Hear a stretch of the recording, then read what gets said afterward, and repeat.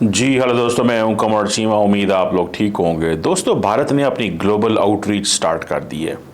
ये बड़ी एक डिफरेंट पोजीशन है, सिचुएशन है जो भारत ने ली है, जिसमें अगर आप देखें तो भारत ये कह रहा है कि हमें पूरी दुनिया को ये केस समझाना है कि पाकिस्तान जो है वो भारत के अंदर दहशतगर्दी को एक्सपोर्ट करता है। This is the central thing. और ख़ास तौर पे ये पहलगाम वाक़या जो हुआ वो एक इम्पॉर्टेंट चीज़ थी।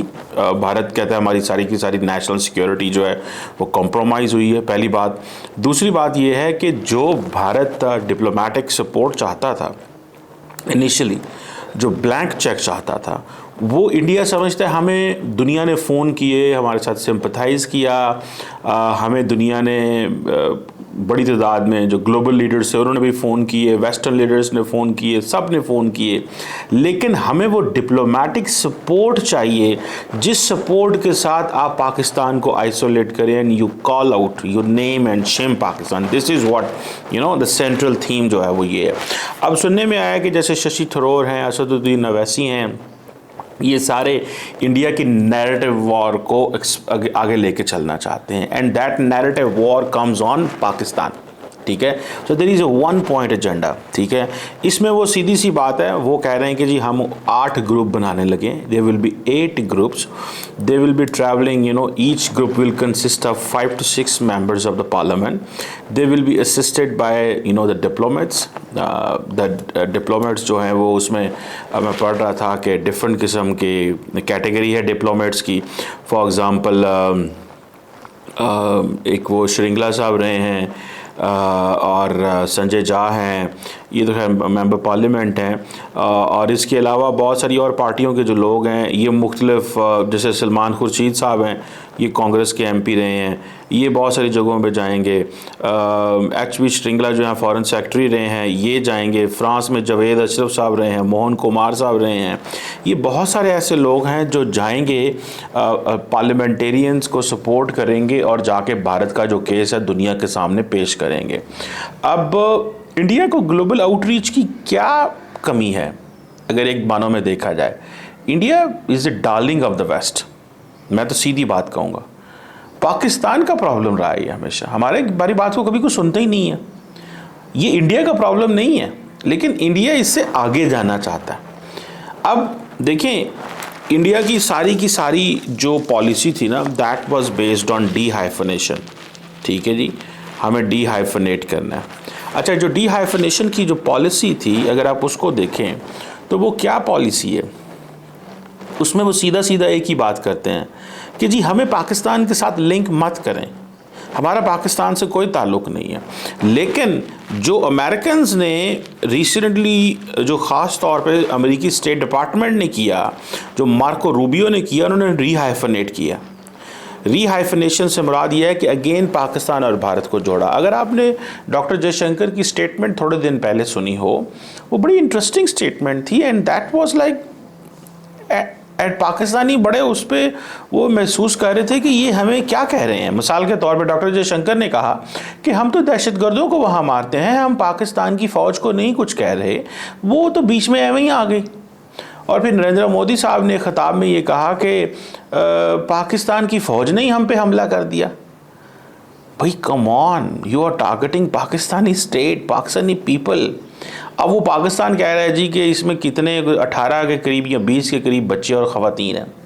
तो द पॉइंट हेयर इज़ कि who has given India right, ये पाकिस्तान का मौक़िफ़ है कि वो पाकिस्तान के अंदर आकर लोगों को मारे और कत्ल करके चला जाए और कहे जी हम दहशतगर्दों को मारते हैं और हमें हक है। भाई ये काम तो नेपाल भी ना करने दे, ये काम तो नेपाल भी ना करने दे। इंडिया भेजे हैं अपने जहाज़ नेपाल में और श्रीलंका में और मालदीव्स में, और कहे जी हम यहाँ पे बंदे मारने आए थे क्योंकि ये बंदे दहशतगर्द। पाकिस्तान ने इसको बहुत सीरियसली लिया। सो पाकिस्तान जो है, तो वो जो जयशंकर की बात है कि हमने उनकी फ़ौज को कहा था आप पीछे हट जाएं, हम दहशतगर्दों को सिर्फ मारने आए हैं, तो वो लोग जो हैं इंडिया के अंदर इस स्टेटमेंट को बहुत ज़्यादा ले रहे हैं और कह रहे हैं कि भाई how come Pakistan may not have responded. So question ये है कि डिप्लोमेटिकली डॉक्टर जयशंकर का कौन सा नहीं हो सकता है। मेरा तो वो फेवरेट बंदा है, he knows how to explain the case. लेकिन why there is a central question at the moment, why is there need for having an assistance from the Indian parliament? Indian parliament से क्यों ज़रूरत पड़ी है इस support की? Largely तो Indian parliament को कहा जाता है कि वो बीजेपी की डोमिनेंस रही है वहाँ पे, और वो डोमिनेंस इसलिए रही है बिकॉज दे डू अंडरस्टैंड कि भाई हर कीमत के ऊपर नरेंद्र मोदी साहब की मेजॉरिटी है, पहले मेजॉरिटी थी, अभी भी वो कोलिशन गवर्नमेंट है, लेकिन still he has a single majority, उनके पास बड़े वो है। तो द क्वेश्चन हियर रिमेन्स, जो मैं समझता हूँ वो बड़ा क्लियर है, और वो क्वेश्चन ये है कि इंडिया ने अपनी पार्लियामेंट को ऑन बोर्ड लिया है। दिस इज़ लाइक, ये नरेंद्र मोदी साहब की जो पॉलिटिक्स है उसके नॉर्मली वो ऐसे नहीं करते, लेकिन इंडियन पार्लियामेंट को भेजना टू गिव अ मैसेज कि ये जो मैं नहीं कह रहा, ये मेरा अकेले का मसला नहीं है, ये पूरे इंडिया का मसला है, सो टेक दिस मसला serious. So this is what Narendra Modi sir wants to explain to the world. So take this मसला serious. Terrorism is an issue. अब क्वेश्चन ये है कि क्या पाकिस्तान अपने डेलीगेशन भेजेगा? मेरा ख्याल है पाकिस्तान भी अपनी पार्लियामेंट के लोगों को भेजेगा, बिलावल भुट्टो जरदारी को भेजेगा, और दुनिया में जो मुल्क हैं वहाँ पे जाएंगे, वो एक्सप्लेन करेंगे, वो सारी स्टोरी बयान करेंगे, और वो कहेंगे जी हाँ जी हम जाते हैं, हम बात करते हैं, हम दुनिया को अपना मौक़िफ़ देना चाहते हैं। This is what I think they will be doing.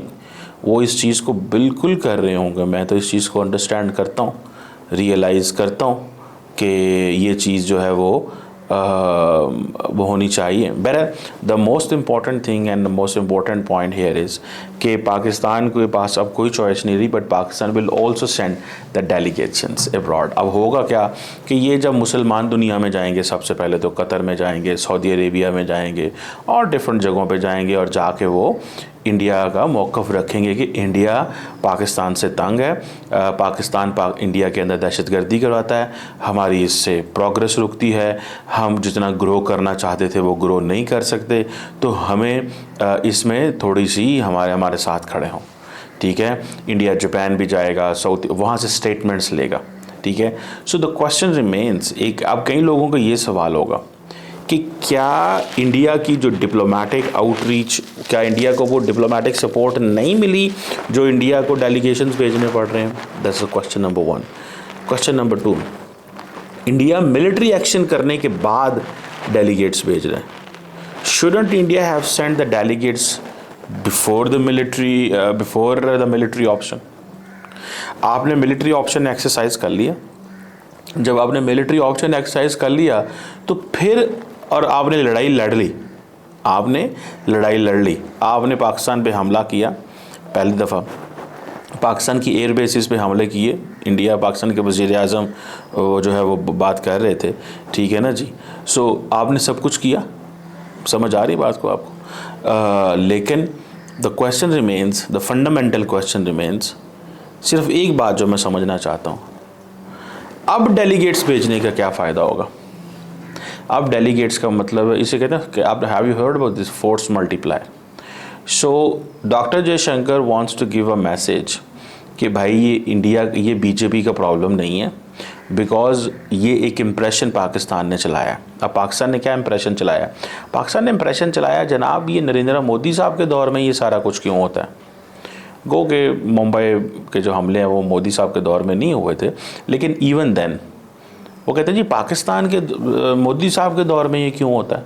So India पिछले कुछ अर्से से बीजेपी को पावर में है, तो दुनिया को वो ये भी इम्प्रेशन देना चाहते हैं कि बेशक हमारी जमात पावर में है, but this is a bipartisan, या this is a parliamentary problem, ये हमारे मुल्क का मसला है। सो इसमें हमने अब फॉर एग्ज़ाम्पल असदुद्दीन अवैसी जो हैं, या जो शशि थरूर हैं, असदुद्दीन अवैसी यानी Shashi Tharoor, they are the ones who are going to be, you know, they will be speaking, कैमराज का पड़ा आई थिंक असदुद्दीन अवैसी, शशि थरूर साहब वैसे ही इंडिया की बहुत बड़ी आवाज़ हैं। He is been a very, you know, it's been a treat to listen Shashi Tharoor, by the way, very foreign minister level का बंदा है वो, UN जनरल सेक्रेटरी बनते बनते रह गए, और बट वो एक बड़ा शख्स है, इसमें कोई शक नहीं है, Shashi Tharoor. But the point here is, जो चीज़ मैं समझना चाहता हूँ कि इंडिया जो है वो इसको इस मौके पे क्यों लेके आ रहा है, कि अभी वो क्यों कहते हैं कि हमें हर जो है वो सपोर्ट मिले हर जगह पे, जब उन्होंने मिलिट्री ऑप्शन एक्सरसाइज कर लिया हुआ। ये सवाल बनेगा कि नहीं बनेगा, लोग उनसे पूछ सकते हैं। अब होगा क्या, दुनिया में जहाँ जाएंगे पीपल विल रिसीव दैम, उनकी बात सुनेंगे, रजिस्टर कर लेंगे एंड दैट्स इट। कोई ना तो वो इस तरह की सपोर्ट लेके आएंगे कि नहीं नहीं नहीं पाकिस्तान को अभी जनाब पाकिस्तान से ताल्लुकात ख़त्म कर दो, ऐसी कोई चीज़ नहीं होगी। जो चीज़ होगी वो सिंपल एक ही है, वो ये है कि इंडिया हर कीमत के ऊपर अपने वो जैसे कहते हैं ना स्पेक्ट्रम को बढ़ाना चाहता है, इंटेंसिटी बढ़ाना चाहता है। और ये मोदी साहब ये इंप्रेशन ज़ायल करना चाहते हैं, ख़त्म करना चाहते हैं कि ये सिर्फ बीजेपी का प्रॉब्लम है और ये कि बीजेपी इस तरह की चीज़ें करना चाहती है। ये ज़रा जहन में रखें इस चीज़ को। So the question here is, जो मैं what I have understood so far and what I understand so far, वो बड़ा क्लियर है। और वो ये है कि पाकिस्तान को इसको कैसे ज़ायल करना है, इसका रिप्लाई कैसे करना है। पाकिस्तान की गवर्नमेंट क्या कर सकती है, ज़ाहिर बात है पाकिस्तान की गवर्नमेंट डेलीगेशन भेजेगी, और हो सकता है ना भी डेलीगेशन भेजे। डेलीगेशन सिर्फ एक चीज़ का भेज सकती है पाकिस्तान क्या कहेगा, पाकिस्तान क्या कहेगा जी, एविडेंस नहीं दी। ये एक पाकिस्तान के पास सेंट्रल सवाल है, वन चीज़। दूसरी बात, क्योंकि ये बहुत सारे दुनिया के ममालिक ने एविडेंस की बात की भी। दूसरी बात जी, इंडिया ने पाकिस्तान पे हमला कर दिया, ये मासूम लोग जो है वो शहीद हुए, ठीक है, ये पाकिस्तान दूसरी बात करेगा। तीसरी बात पाकिस्तान ये करेगा कि उन्होंने पाकिस्तान की मिलिट्री बेसिस पे हमले किए, तो then we had a right to defend under article 51 of the UN charter. ये पाकिस्तान जो है ये दुनिया के सामने रखेगा। अब इंडिया जाके ये तो कह सकता है कि पाकिस्तान जो है वो दहशतगर्दी सपोर्ट कर रहा है, स्पॉन्सर कर रहा है। अगर आगे दुनिया ने ये पूछा, ये सवाल किया, कमेंट होंगे, देखिए डिस्कशंस होंगी। मुझे ज़ाती तौर पे लगता है कि ये दुनिया में जहाँ जहाँ जाएंगे ना, लोग इनको रिसीव कर लेंगे और कहेंगे हाँ जी ठीक है, we understand this and that, and वो एक पब्लिक ओपिनियन बिल्ड टाइप वहाँ पे करने जाएंगे। सेंट्रल चीज़ ये है कि सारी की सारी इंडिया इससे कंसर्न्ड है। दूसरी चीज़ ये है कि सिर्फ डॉक्टर जयशंकर और बाकी नहीं है। सो डॉक्टर जयशंकर जब नेक्स्ट टाइम दुनिया में जाएंगे तो वो कहेंगे we send the this is a national consensus. इसके पीछे पूरी पार्लियामेंट खड़ा हुआ है। अब कौन इंडिया के पार्लियामेंट में ये कहेगा कि हमने नहीं जाना, कौन इंडिया के पार्लियामेंट में कहेगा कि हमने नहीं जाना, यह हम जाके नहीं वो करना चाहते। मेरा नहीं ख्याल कि कोई ये कह सकता है, मेरा नहीं ख्याल कि कोई ये कह सकता है कि हमने नहीं जाना या आप हमें मजबूर ना करें भेजने पे। मुझे ऐसा लगता है कि इंडिया ये भेज ही इसलिए रहा है कि एक तो ज़रा पाकिस्तान को टफ़ टाइम दो इसको, वन, सेकेंडली दुनिया को ये पैगाम दो कि हम इसको टॉलरेट नहीं करेंगे, ठीक है। इंडिया नया नॉर्मल सेट करना चाहता है और वो न्यू नॉर्मल ये है कि हर कीमत पे हमने पाकिस्तान पे अटैक करना है। जो नरेंद्र मोदी साहब ने उसने कहा कि this is new normal, means कि ये है कि अब हमले हुआ करेंगे। अब देखें पाकिस्तान के पास भी मिलिट्री कैपेबिलिटी तो मौजूद है। ये थोड़ी होगा कि इंडिया हमला करेगा और पाकिस्तान जवाब नहीं देगा। 100% जवाब आएंगे, लड़ाई होगी, मसले मसाइल बनेंगे। यहाँ तो होता कि पाकिस्तान जवाब ना दे पाता तो फिर तो ठीक है, लेकिन क्वेश्चन ये है कि जब तक डोनाल्ड ट्रंप पावर में है क्या इंडिया की पोजीशन क्या रहेगी। अब डोनाल्ड ट्रंप ने फैसला किया है ना, देखिए मेरी बात सुने, फॉर वन रीज़न और दी अदर। इस बात को तो हम मानते हैं ना कि अमेरिकी सदर डोनाल्ड ट्रंप ने सीज़ फायर कराया। पहले उन्होंने ट्वीट की, फिर उनकी सेक्रेटरी मार्को रूबियो ने ट्वीट की, फिर इसहाक डार ने आके ट्वीट की, एंड देन विक्रम मिश्री साहब ने आके प्रेस कॉन्फ्रेंस कर दी। सो 10 मिनट के स्पैन के अंदर पूरे पाक दुनिया के अंदर ये मसला जो है वो हो गया। 10 मिनट लगे इसको, तो वो उन्होंने कराई। क्या इंडिया दोबारा ये कुछ करेगा? अब अगर इंडिया ने अब देखें ये समझने वाली बात है, Donald Trump is in power till 2028, Modi साहब is in power till 2029 if I am not wrong, ठीक है ना जी। और 2028 में के एंड में डोनाल्ड ट्रंप जो है ना वो कमज़ोर प्रेसिडेंट हो जाएगा, वीक, उसके पास जा रहा है बस, ठीक है। तो डोनाल्ड ट्रंप और इंडिया के वज़ीर और मई 2029 के अंदर उस वक्त इंडिया के अंदर भी इलेक्शन जो है वो कहीं ना कहीं शुरू होते जाएंगे, आहिस्ता आहिस्ता वो चल पड़ेगा। सो मुझे ऐसे लगता है, व्हाट आई अंडरस्टैंड, कि the government of India will definitely take on board the United States. अब वो किस तरह ऑन बोर्ड लेती है अगले 3-4 साल में, they will have to do a lot of effort. ये वो एफर्ट है जो उनको करनी पड़ेगी जो कभी उन्होंने शायद सोची नहीं थी, क्योंकि उनको ये था कि हमें हर कीमत पे अमेरिका हमारे साथ खड़ा होगा, अमेरिका हमारा कॉम्प्रिहेंसिव ग्लोबल स्ट्रेटेजिक पार्टनर है। लेकिन I think the United States abstain to support India. अभी देखें ना, सारे के सारे इंडिया में क्या बात हो रही है, इंडिया ने हमारी, अमेरिका ने हमारी मत नहीं की, उस वक्त रशिया ने हमारी क्या मत की है, कोई मत नहीं की। ये बातें हो रही हैं, दुनिया ने हमारी कोई मत नहीं की। ये चीज़ें इस वक्त डिस्कस हो रही हैं दुनिया के अंदर। So that is the reason कि नरेंद्र मोदी साहब को ये डेलीगेशन भेजने पड़ रहे हैं, और वो समझते हैं कि ये डेलीगेशन जो है वो इट्स नेसेसरी, ये डेलीगेशन जो है ना वो ज़रूरी है, because at the end of the day this delegation is going to give a message कि ये इंडिया का मसला है, ये नरेंद्र मोदी का मसला नहीं है। Will Pakistan send a delegation? This an important question. Thank you.